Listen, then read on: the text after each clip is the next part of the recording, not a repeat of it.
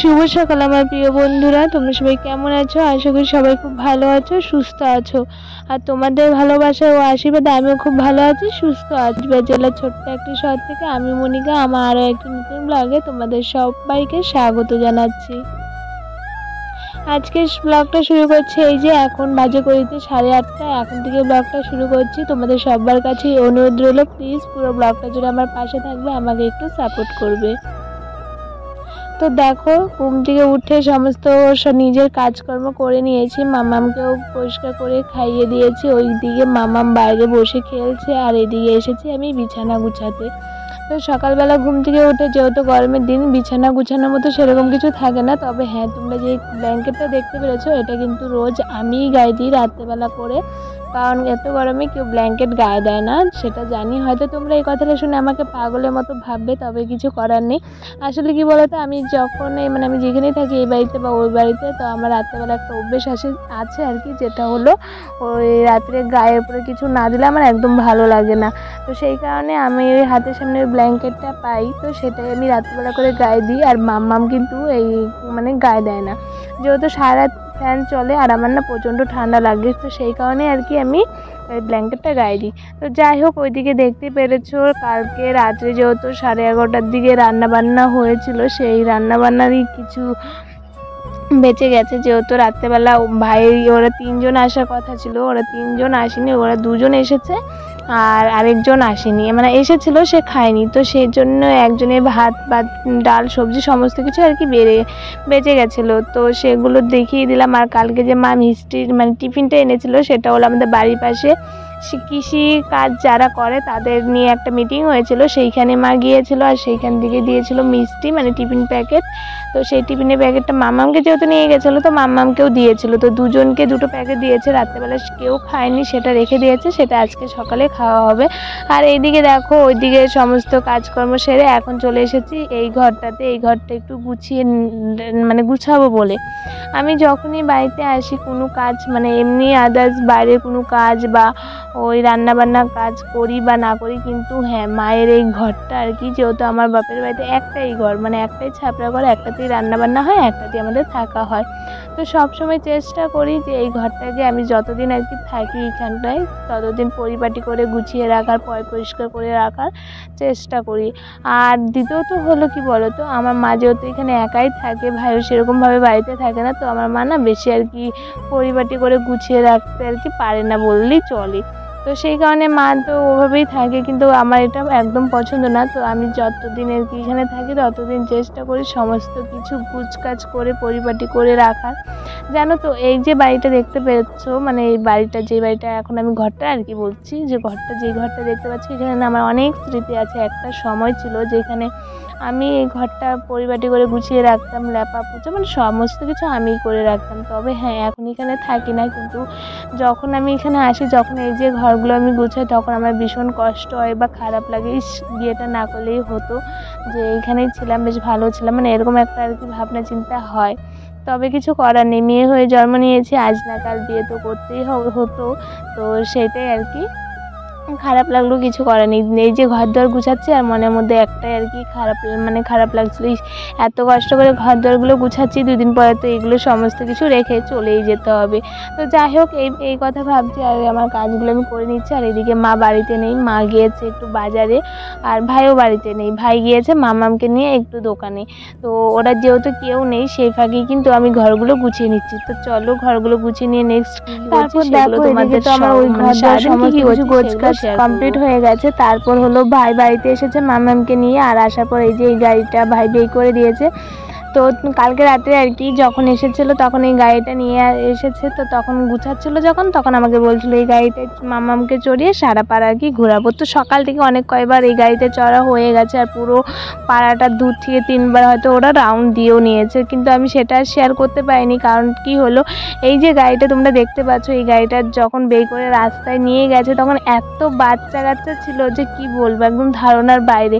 তো এত বাচ্চা কাচ্চার পিছনে মানে ভিড়ের মাঝে আমি আর কোনো কিছু শুট করিনি। তো যাই হোক, এখন বাড়িতে নিয়ে এসেছে, আর এখন বাড়িতে এসে আর কি ঘোরাচ্ছিল, ভাবলাম সেটাও তোমাদের সঙ্গে একটু শেয়ার করে দিই। তো ওইদিকে মাম্মাম ওই গাড়িতে চড়ে খেলছে বলতে পারো। তো ওইদিকে ও বাইরে আছে, আর এইদিকে মা বসিয়ে দিয়েছে ভাত, আর ভাই নিয়ে এসেছে বাজার থেকে মাংস। তো সেটাই এখন আমি রান্না করছিলাম। আর এইদিকে দেখো মাম্মামকে কিন্তু আমি খাইয়ে দিয়েছি, আর মাম্মামের মুখে এখন রয়েছে ডিম। তো এদিকে মাম্মামকে ভাত খাইয়ে দিয়েছে, আর এখন মাম্মাম বসে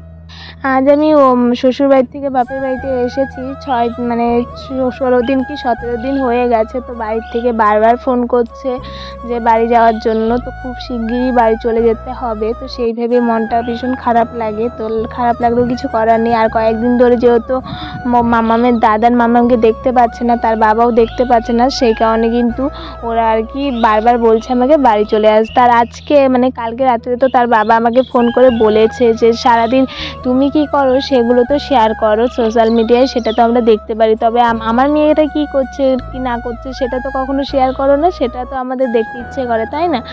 ওর বাবার কথা হলো ওর মেয়ে সারাদিন সকাল থেকে সারাদিন কি করে সেটাও শেয়ার করতে। আসলে কি বলতো, আমি বাড়িতে আসার পর মাম্মাম যেহেতু সারাক্ষণ আমার কাছে থাকে না, সেই কারণে কিন্তু আমি শেয়ার করতে পারি না।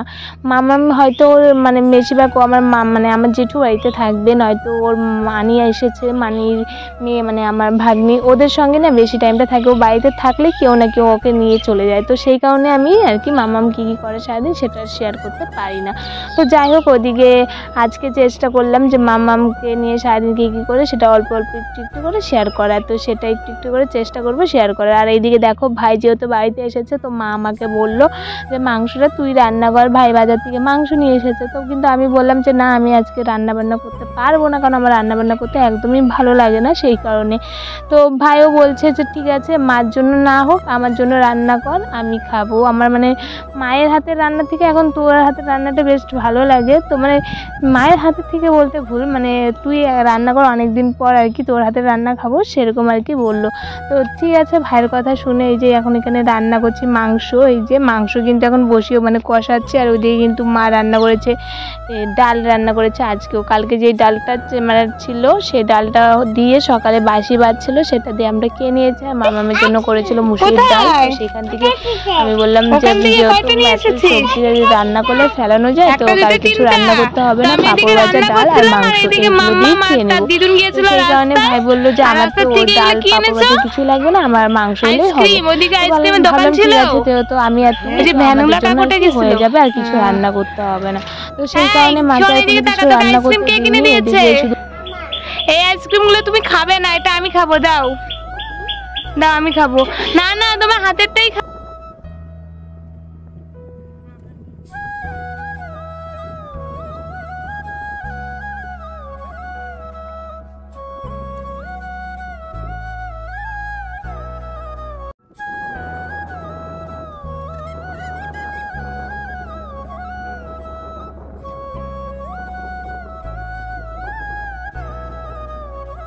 আমার মাম্মাম আইসক্রিম খেতে ভীষণ ভালোবাসে, সেই কারণে ওকে যদি সারাদিনে 10-20টা আইসক্রিম দেওয়া যায়, ও খুব মনে আনন্দ সহকারে খেয়ে নিবে। তার কোনো না নেই, আইসক্রিম খেতে গেলে তার কোনো না কান্না কিচ্ছু নেই। ওকে যত আইসক্রিম দেওয়া যাবে তো ততই খাবে। তো বাইরে থেকে আসার পর এখানে কিন্তু ওকে সেরকমভাবে আইসক্রিম দেওয়া হয়নি। সেদিন যখন মায়ের সঙ্গে বাজারে গিয়েছিলাম আমার বরের পাঞ্জাবি কিনতে, সেদিন একটা আইসক্রিম খেয়েছে, আর আজকে একটা আইসক্রিম।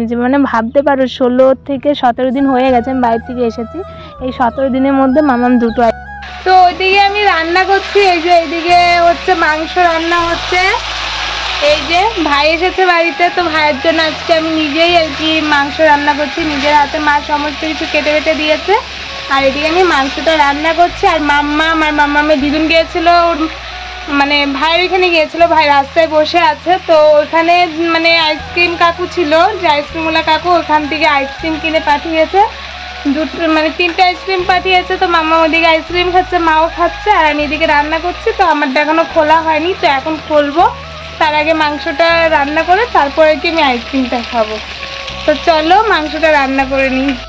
তো দেখো এদিকে কিন্তু মাংস কষানো হয়ে গেছে। তো মাংস কষিয়ে নিয়ে মাংসের মধ্যে ঝোল দিয়ে দিয়েছি। আর সেই ফাঁকে মা যেহেতু মামামকে নিয়ে স্নান করাতে নিয়ে গেছে, তো সেইভাবে মানে সেই ফাঁকে ভাবলাম যে একটু এই ঘরটা ঝাড় দিয়ে দিই, ঘরটা নোংরা হয়ে গেছিলো, সেই কারণে কিন্তু আমি এখন ঘরটা ঝাড় দিচ্ছি। আর তোমরা তো আগে ব্লগে দেখেইছো ভাই এসেছে বাড়িতে, তো সেই কারণে মামামকে আর কি আমি আমার কাছে রাখতেই পারছি না। মামাম হলো ও মামার পিছু পিছুই যাচ্ছে, মানে মামা যেখানে যাচ্ছে ওকেও সেইখানেই যেতে হচ্ছে, মানে ও যাবে আর কি, সেরকম আর কি বায়না করছে, কান্নাকাটি করছে। তো সেই কারণে মামামকে ব্লগের মধ্যে বেশিক্ষণ নিতে পারছি না। আর দ্বিতীয় কথা হলো ভাই যেহেতু এতক্ষণ বাড়িতে ছিল না, মামামকে নিয়ে ওইদিকে আমাদের বাড়ির ওইদিকে আর কি পিছন দিকে বল খেলা হচ্ছে, তো সেইখানেই চলে গেছিলো। আর এখন কিন্তু ঘড়িতে বাজে 2:30, আর এখন মামামকে স্নান করানো হচ্ছে। ভাইয়ের চক্করে বলে মামামের স্নান, খাওয়া দাওয়ার টাইম সমস্ত কিছু আর কি চেঞ্জ হয়ে গেছে। তো যাই হোক, ওদিকে দুপুরবেলা রান্নাবান্না করে খাওয়া দাওয়া করে সমস্ত কমপ্লিট করে নিয়ে একবারে সন্ধ্যাবেলায় চলে এসেছে। এখন মামামের জন্য দুধ মানে খাওয়াবো, দুধ গরম করছে। আর আজকে বাড়িতে 2জন লোক এসেছিলো, সেই কারণে আর ব্লগটা কন্টিনিউ করতে পারি।